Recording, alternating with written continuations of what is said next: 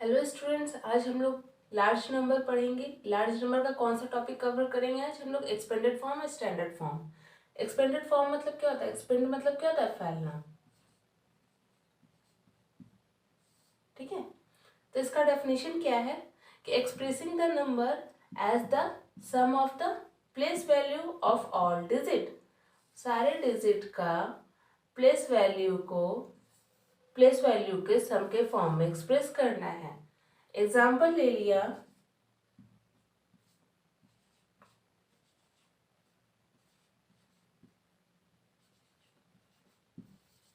ये हमने एक नंबर ले लिया है, इसको अब हम लोग एक्सपेंडेड फॉर्म में हम लोग शो करेंगे। तो हमें मालूम है कि जब भी हम लोग डिजिट्स को काउंट करते हैं तो राइट हैंड साइड से वंस, टेंस, 100,000, 10,000, लैक्स, 10 लैक्स। ठीक है, तो 5 कौन से प्लेस में है? 10 लैक्स के प्लेस में है, तो 5 लिख दिया। और बहुत सिंपल है, हम अपना काउंट सोचना नहीं है कि 10 लाख में कितने जीरो होते हैं। ठीक है, ये सब नहीं सोचना, हम लोग सिंपली डिजिट को काउंट कर लेंगे कि इसमें कितने डिजिट है 5 के बाद। 1 2 3 4 5 6, 6 डिजिट है तो 6 जीरो लगा देंगे। 3 4 5 6। ठीक है, और अब ना कॉमा भी प्लेस कर देंगे। अब कॉमा प्लेस करने का बताया था ना कि जैसे ही पीरियड्स खत्म हो जाएंगे और दूसरे पीरियड्स स्टार्ट हो जाएंगे तो कॉमा लगा देंगे। सिमिलरली 3 में भी 3 लिख लिया, 5 के बाद 3 है और 3 के बाद कितने डिजिट है? 1 2 3 4 5, 3 4 5। सिमिलरली कॉमा प्लेस कर देंगे। सॉरी, अब क्या है? 6 है, 6 के बाद कितने हैं? 1 2 3 4, कॉमा प्लेस कर दिया। 7 है, हम यहाँ लिख लेते हैं 1 2 3, 3 है, सॉरी 3 के बाद 2 डिजिट है तो 2 0, 4 के बाद 1 डिजिट है तो 0, और 8 के बाद कोई डिजिट नहीं है तो सिंपल 8 लिख देंगे। ये हमारा एक्सपेंडेड फॉर्म हो गया, बहुत सिंपल है।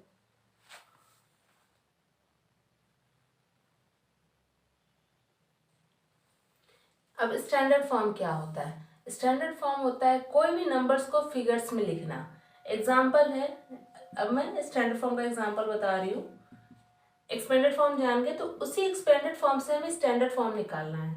तो एक डिजिट लिख लिया, उसका एक्सपेंडेड फॉर्म 7 0।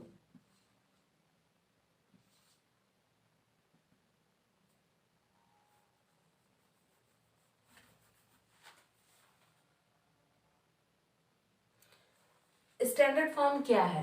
स्टैंडर्ड फॉर्म के बारे में जानेंगे अब हम लोग। स्टैंडर्ड फॉर्म होता है किसी भी नंबर को एक फिगर में लिखना।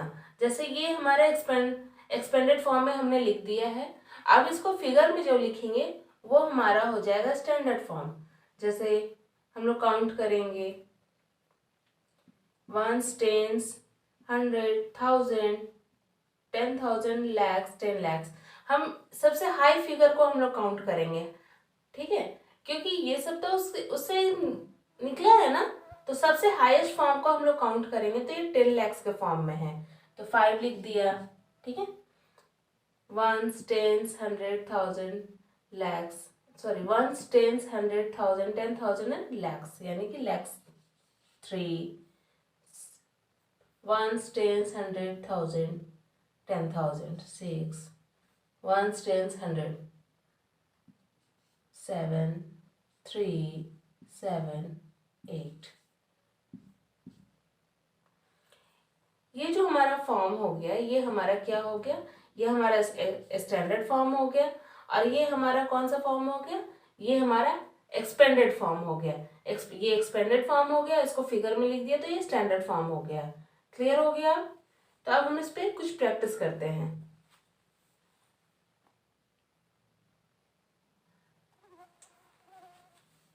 अब एक फर्स्ट क्वेश्चन है, find the place value and face value of the underline digit. एक अंडरलाइन डिजिट दिया हुआ रहेगा, उसका हमें प्लेस वैल्यू बताना और फेस वैल्यू बताना है। तो एक डिजिट लिख लेते हैं 51 23 480 9। 3 हमारा अंडरलाइन है, ठीक है। ये अंडरलाइन डिजिट का हमें क्या कहता है, बताना है, प्लेस वैल्यू और फेस वैल्यू। तो प्लेस वैल्यू हमें पता है कैसे बताना है, एक्सपेंडेड फॉर्म में बताना है। 3 लिख लिया क्योंकि हमारा ये अंडरलाइन है। और 3 के बाद कितने डिजिट है, 3 डिजिट है, तो 3 0।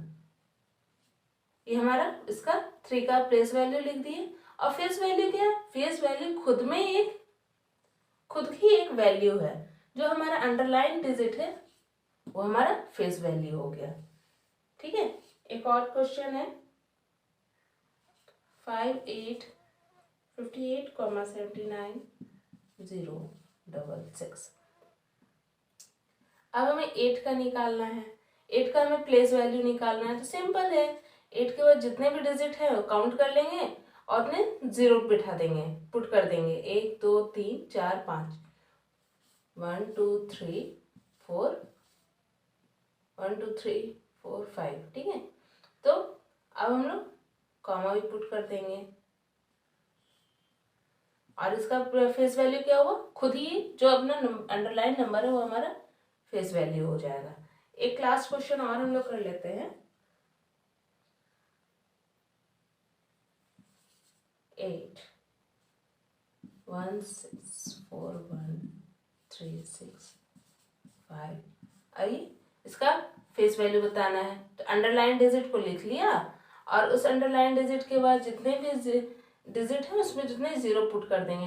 1 2 3 4 5 6 7, 1 2 3 4 5 6 7, ठीक है। और इसका फेस वैल्यू क्या हो गया, फेस वैल्यू इसका 8 हो गया खुद ही। तो अब ना ये एक चीज और है कि ये जो कॉमा हम लोग करते हैं ना, तो इससे ना हमारे डिजिट को लिखने में बहुत इजी होता है, समझे। तो बेस्ट होगा कि आप पहले कॉमा भी साथ में पुट करते जाओगे तो हमें डिजिट लिखने में दिक्कत नहीं होगा। तो ये समझ में आ गया क्वेश्चन नंबर 1। अब 2 करेंगे। नेक्स्ट क्वेश्चन है right the following number in expanded form. Expanded form में जो एक नंबर दिया रहेगा उसको एक्सपेंडेड फॉर्म में लिखना है। तो एक नंबर नोट डाउन कर लेते हैं।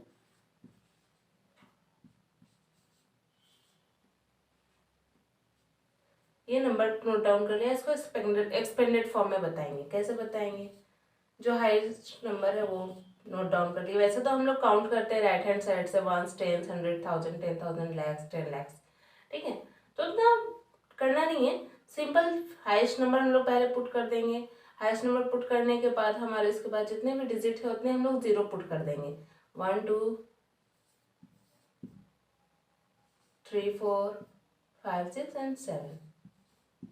सिमिलरली 4 तो हमारा हो गया, 4 से हमारा रिश्ता खत्म हो गया। अब नेक्स्ट क्या है, 1 है, 1 लिख दिया। 1 के बाद जितने डिजिट है उतने जीरो पुट कर देंगे। 2 3,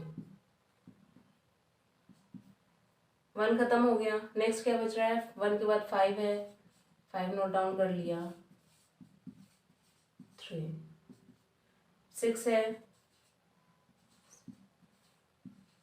3 8 है, 8 के बाद जितने भी डिजिट्स हैं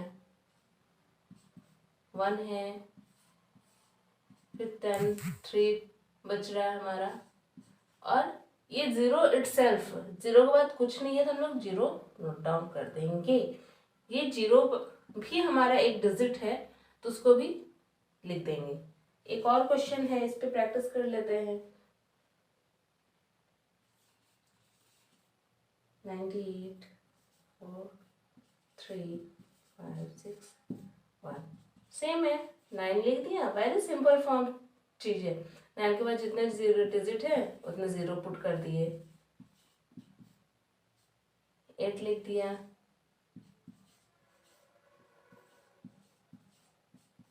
4 3 5 6 एंड 1। तो ये हमारा एक्सपेंडेड फॉर्म में हम लोग लिख दिए।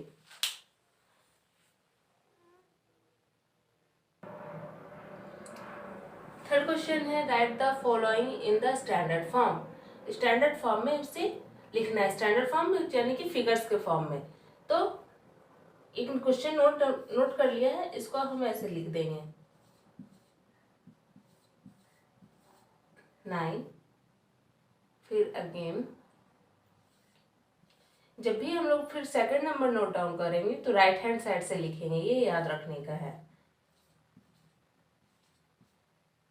फिर 8 में कितने जीरो है, 3 0 0 एंड 8। फिर 9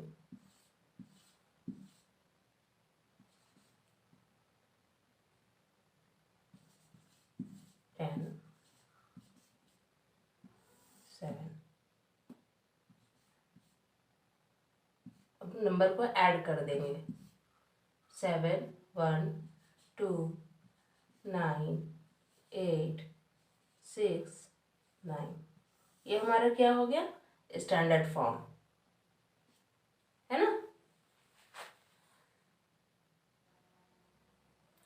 एक क्वेश्चन हमारा इस फॉर्म में रहेगा 4 मल्टीप्लाई 1 0 0 0 0 0 0।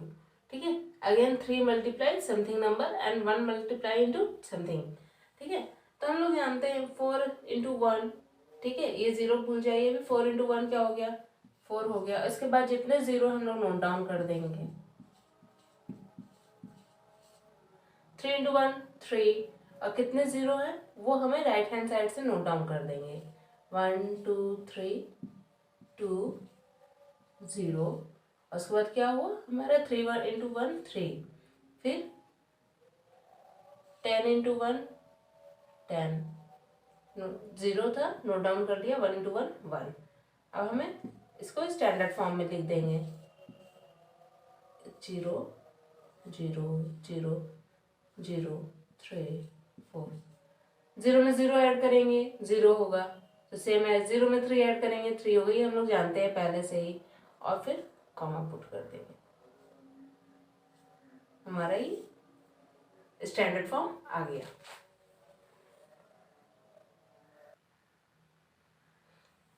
नेक्स्ट क्वेश्चन है right the standard numeral. Standard numeral दिया हुआ है हमारा एंड इट्स नंबर नेम।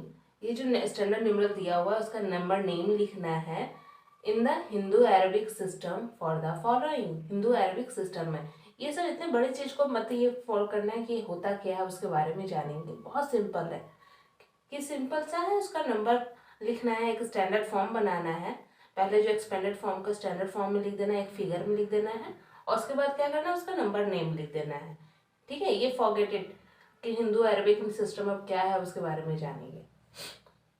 तो एक ये एक्सपेंडेड फॉर्म है, इसको स्टैंडर्ड फॉर्म में लिख देंगे 8 1 1 3 0 4 2। ठीक है, अब इसको काउंट करेंगे क्या है ये, सॉरी फिर से मैं ठीक से लिख दूँ साफ से। 8 1 1 3 0 4 2।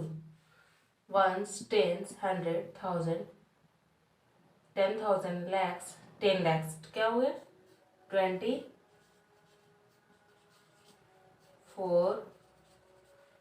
लाख हो गया। फिर से 1 10 100 1000 10,000। तो 10,000 में क्या है 0 प्लेस है, तो वो 0 नंबर हम काउंट नहीं करते नंबर उसमें, तो क्या लिख देंगे 24 लाख 3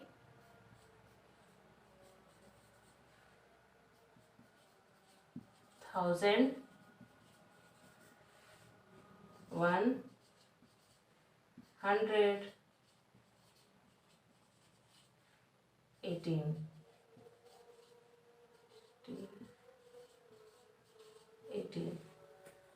ये हमारा नंबर नेम में लिख दिया। सिमिलरली एक और क्वेश्चन है उसको भी हम लोग बना देते हैं, पहले स्टैंडर्ड फॉर्म में लिख देंगे 3 0 0 में 0 ऐड करेंगे 0 होगा 5 6।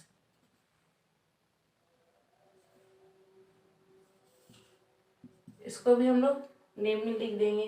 तो क्या करेंगे पहले काउंट कर लेते हैं राइट हैंड साइड से 1 10 100 1000 10,000 lakhs एंड 10 lakhs।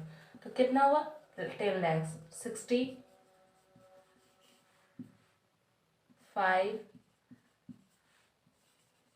lakh, 3,000,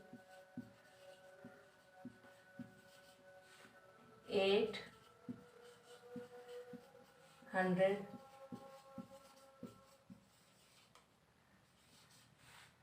10।